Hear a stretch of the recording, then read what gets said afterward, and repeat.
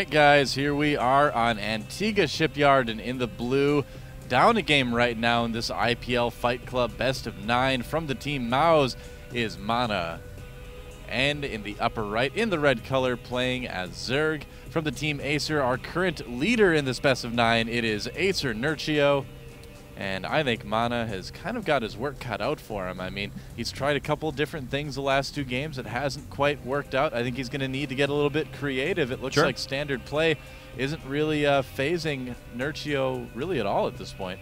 Well, we're going to see what MaNa has up his sleeve now. Of course, it is a loser picks format, so it's not a set map rotation. MaNa did pick this map with something in mind. And it looks like it's been just pretty typical expand builds. Now, of course, we had that really weird Stargate warp in last game. I wouldn't even call it weird. I'll just call it aggressive. This game round, though, he's going to go for another Forge Fast expand, possibly a CC first.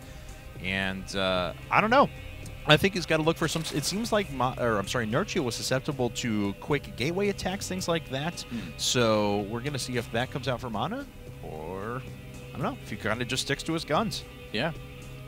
Well, a lot of Protoss players have been kind of expressing their frustration with the matchup, if you will, from time to time. Remember like 5 or 6 months ago when Zergs were really fed up with Protoss always winning in ZVP? Yeah. Things haven't, for a while things swung the opposite way. Now it's kind of more even out, but this is kind of looking like one of those matches from maybe like, I would say 2 months ago or so, where Protoss was really starting to struggle against Zerg, after Zerg had sort of figured out a lot of those timing attacks that Protoss players were relying on. Right.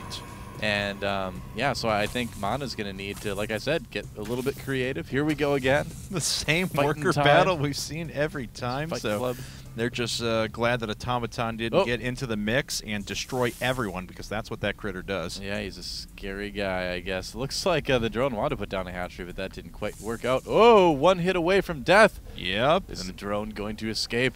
Or proxy hatch. That's what I'm counting on. Anyway, maybe 6 lings coming up now for Nerchio as he expands to the gold. Hey, nice. I like it. It's gold minerals. Why not, man? I mean, just go ahead and go for it. It's pretty cool. We'll have to see if MaNa picks up on that soon, because if he doesn't, Nerchio is going to just have a huge lead. A lot of times you follow this up with just a gigantic speedling attack. Right. And so we'll have to see what Nerchio exactly has planned here. Well, let's see here. MaNa, he is walling off his base at the moment, and it looks like he's going to close it off pretty much completely. Yep. We'll see where the cybernetic score goes. And second gateway, just to make sure he stays safe. It's a really nice wall off, actually. Yep. Yeah. All right. Not bad. Let's see here. But he's not gotten any gas quite yet. We'll see if he goes into very quick Stargate and Tech again, or if he tries to sit on something a little less, I don't even want to call it less aggressive, but a little less weird. Yeah. Yep, there's the other hatchery at the natural as well. Is MaNa aware of the golds? Not yet. No, he doesn't really know. If he ever hits that Zelnaga tower, he'll see for sure, but those Zerglings are kind of camping it right now. Oh, probe going around the outside. Yep, and is he going to catch it? No, he goes around the side. Ooh, that's awesome. Automaton saw it, though. I love it. Who cares? Automaton can't communicate. They're amazing, though. They just win all the battle automatic royales. Vacuum cleaner. They win all the battle royale critter battles. You know it. Scantipede.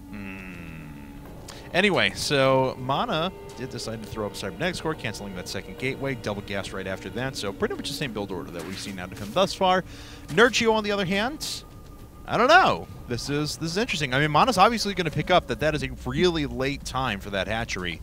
He should. Yeah, I mean, he should notice something's a little bit weird here. And, yeah, he's going right down to the gold. Oh, he's not going to the gold, actually, but he sees the creep. Yeah, he'll know for sure.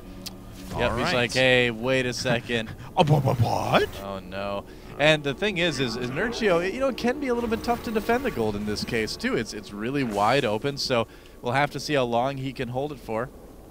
And we'll see if this prompts MaNa into a little bit of action, because it would be harder for this to prompt him into another somewhat fast expansion, just because this already being mined means Nerchio is going to have a huge temporary boost. You mentioned tons of speed links coming out. Let's see here. Sentry following this up with +1 and that warp gate technology, but that's about all so far. Yep, 2 Zealots, a little bit too many for those Zerglings to handle, and with the Queen getting in on the action, he should be able to protect her babies, harvesting those gold minerals.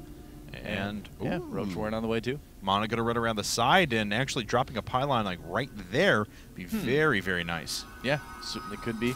Get that Robo Bay as well. That's going to be enough Zerglings to take out those Zealots. So Nerchio is still doing a really good job of holding on to this gold base. Nice surround there, not letting those Zealots do any sort of micro at all. Yep. Oh, nice job pulling back some of the injured Lings too, really kind of making the most of that. That's the kind of micro I like to see. And we're going to see, he's not going to be able to bust his way through quite yet. We do have a couple of sentries up in the front with that robotics facility, as you mentioned, but no further gateways quite yet. Mana's playing very, very passive at the moment. He's just been investing in his economy. 44 workers right now and just a sentry on the ground. That is all. Yeah. And should have enough for 4 more gateways here in a second. Or a Robo Bay. All right. Well, Colossi on the high ground can do quite a bit against that gold base, and you can imagine that's probably where a lot of his focus is right now. Sure. What to do about the gold base. Mana trying to stay safe, just putting a Spore Crawler there just in case. Wow, that's a lot of gateways coming out. 6 total gateways in a Robo. Yeah, this stage in the game, that's pretty standard fare for, you know, mid-game Protoss, something like that. But this early in the game, especially investing in upgrades already, that is pretty aggressive. He won't be able to utilize all of those warp gates yet, but he is going to get up nice early Colossi count. Oh, yeah. Definitely helps out quite a bit. I think he already has +1 weapons as well, so he's getting that +1 armor. Yes, he's going to have that nice 1/1, of course. I keep kind of waiting to see what exactly Nerchio's planning to do with this. I mean, he's making a lot of roaches right now, but I'm not totally sure yet if he's going to be aggressive with these. Probably not, since he just started the roach speed. It's going to be a while before he does something like move out with this. Sure. You know, basically just using those gold minerals to get kind of a big money advantage early on, just to kind of crush whatever sort of attack Mana kind of throws at him. Yeah, but it doesn't really invest in his technology with it. You're absolutely right. Once we passed about the 6-minute mark and the gold minerals really started being mined, gateway timing was not going to kill Nerchio at that stage of the game. But a big Colossus attack? That's a completely different story because he hasn't invested in so much tech. Yeah, we'll see. I mean, roaches can handle the Colossi pretty well, so certainly kind of see what happens when that finally goes through. I like this move by Nerchio, too. This is something you always want to do as a Zerg player. If you've got some time, take out those rocks. Anything that makes it easier for you to harass your opponent's expansions later in the game is going to be something very beneficial to do. I mean, what else would he be doing with those units right now? They'd just kind of be sitting around otherwise, so you might as well make them useful. And we do have a Baneling Nest coming up now, so let's see. No macro hatch quite yet. It looks like he's just choosing to invest his money into Lings, Roaches, and upgrades now. Let's see. 1 Colossus is already up, a 2nd on the way. Thermal Lance as well on the way as well. So we're going to have 2 Colossi with Thermal Lance by the time this attack hits. Yep. That's right. Well, the Observer's going to see everything. And it looks like Mana's going to try and pylon. Bust his way out here in a second. He's got to take out that forge, too. Doesn't really have a choice right now. Actually, you can just walk right around. Wow, there is a space. Nice. What? Wow, I'm actually really surprised he was fitting through there. Yeah, I was like, well, that's not going to open it up enough, but it looks like it did, I guess. LOL. Okay, yeah, the more you know, I suppose. Yep. But here we go. This is a pretty powerful attack behind 2 Colossi with 1/1 right now. 14 Banelings being thrown down on the ground. The Queen sitting out at the Selnaga Tower dies immediately. Foolish Queen. This is not going to be enough units. Oh, nice flank, though. And the Banelings getting in there as well. They are going to do a lot of tightly packed damage to those Stalkers.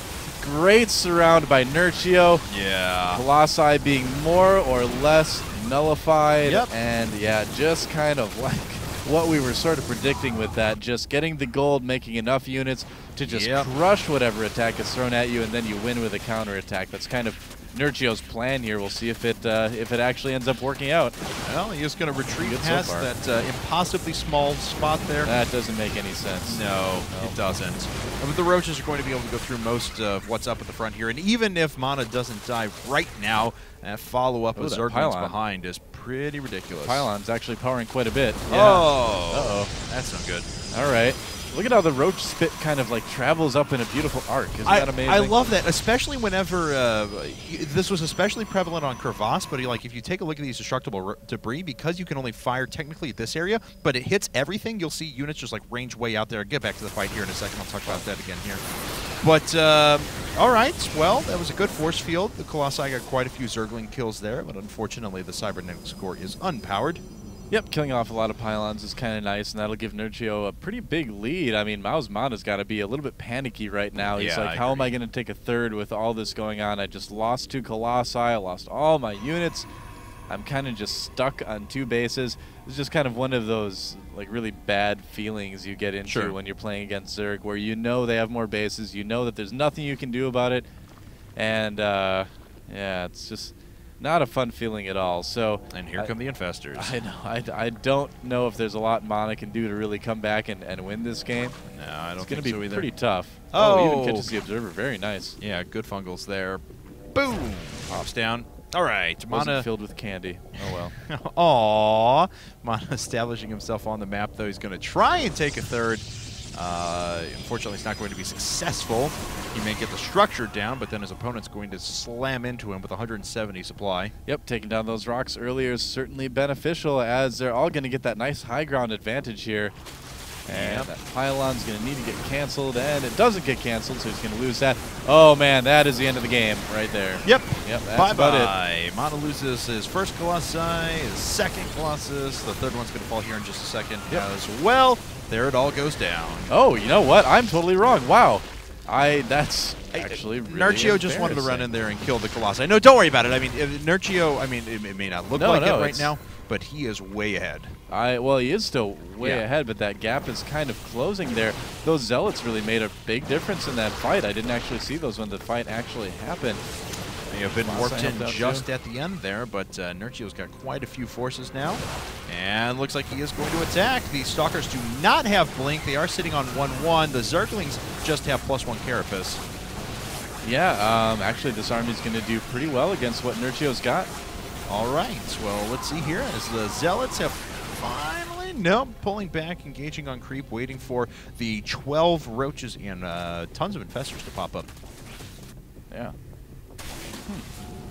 Wow, this series continues to offer surprises. This is it's been kind of a weird series, but it's been cool.